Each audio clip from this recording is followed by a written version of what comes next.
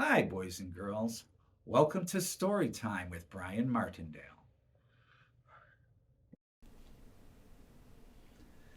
Hello, boys and girls, and thank you for joining me for Storytime today.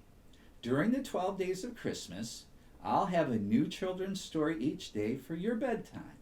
I hope you'll join me along with Mommy and Daddy or Grandpa and Grandma and listen to a new story each day. Today's story is The Whispering Rabbit by Margaret Brown. Let's get started. Once there was a sleepy little rabbit who began to yawn. And he yawned and he yawned and he yawned and he yawned. Hmm.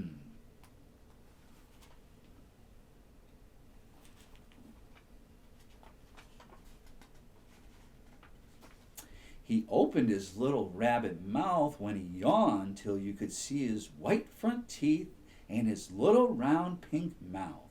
And he yawned and he yawned until suddenly a bee flew into his mouth and he swallowed the bee.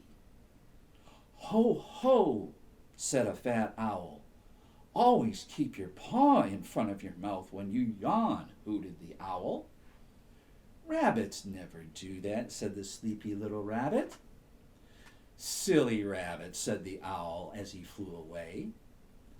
The little rabbit was just calling after him, but when the little rabbit opened his mouth to speak, the bumblebee had curled up to sleep in his throat, and all he could do was whisper.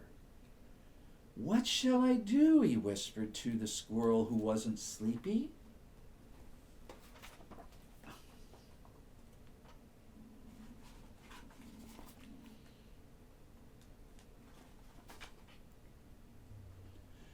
Wake up, said the squirrel. Wake up the bumblebee. How? Whispered the rabbit. All I can do is whisper, and I'm sleepy, and I want to go to sleep. And who can sleep with a bumblebee? Suddenly, a wise old groundhog popped up out of the ground. All I can do is whisper, said the little rabbit. All the better, said the groundhog. Come here, little rabbit, he said, and I will whisper to you how to wake up a bumblebee. You have to make the littlest noise that you can possibly make because a bumblebee doesn't bother about big noises. He is very little and he is only interested in little noises. Like a loud whisper? Asked the rabbit. Too loud, said the groundhog and popped back into his hole. A little noise, whispered the rabbit, and he started making little rabbit noises. And he made a noise as quiet as the sound of a bird's wing cutting in the air. But the bee didn't wake up. So the little rabbit made the sound of snow falling. But the bee still didn't wake up.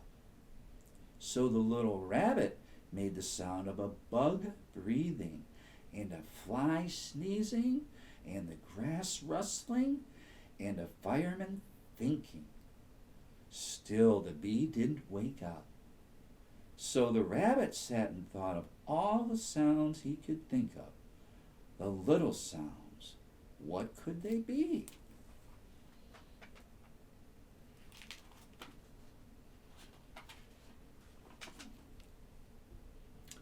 A sound quiet as snow melting, quiet as a flower growing, quiet as an egg, quiet as...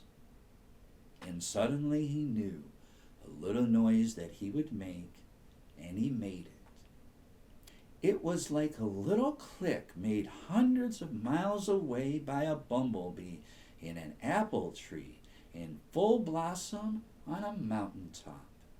It was the very small click of a bee swallowing some honey from an apple blossom. And at that the bee woke up. He thought he was missing something and he flew away.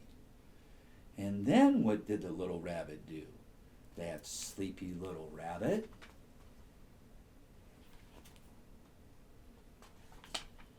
Well, he closed his mouth, He closed his eyes, he closed his ears, and he tucked in his paws, and he twitched his nose, and he went sound asleep.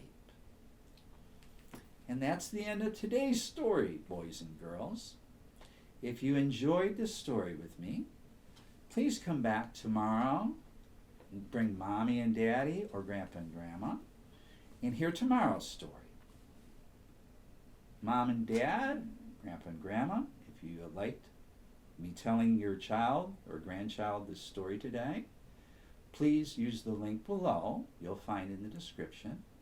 And you can help contribute to a trip I'm taking next year to help to save the lives of 100 children across the United States.